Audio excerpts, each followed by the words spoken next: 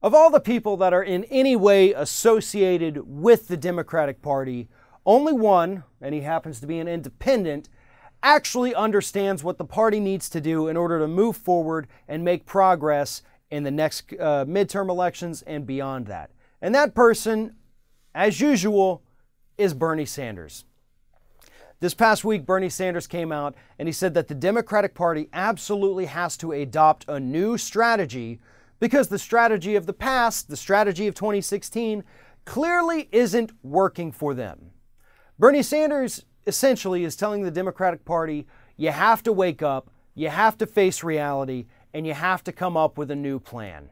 And he is absolutely right. Part of the plan that Bernie Sanders is suggesting is the same thing Howard Dean suggested after 2004, before he became a corporate sellout, was that you got to have a 50-state strategy and you got to work from the bottom up.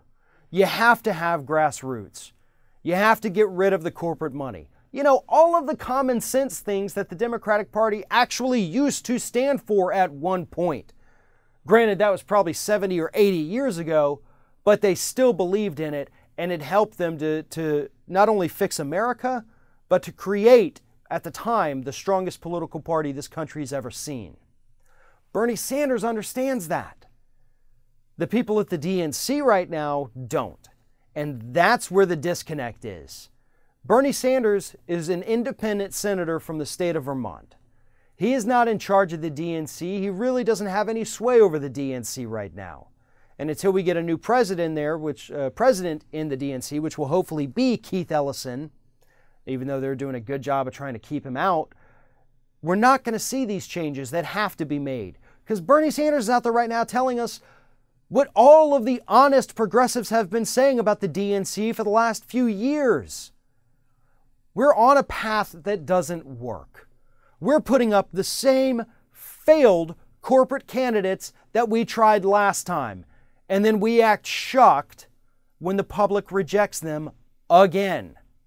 That's what Hillary Clinton was. The public was very clear in 2008 that we don't want Hillary Clinton to be the Democratic nominee. So what did we do in 2016? We let her take the nomination even though we knew the public had already rejected her.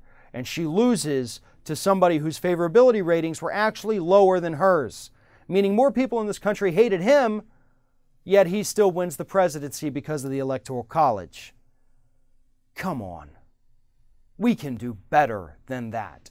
We can do better than sitting on our thumbs wondering why we keep losing when we have candidates that won't go out and talk to the public because they're too busy behind closed doors meeting with donors.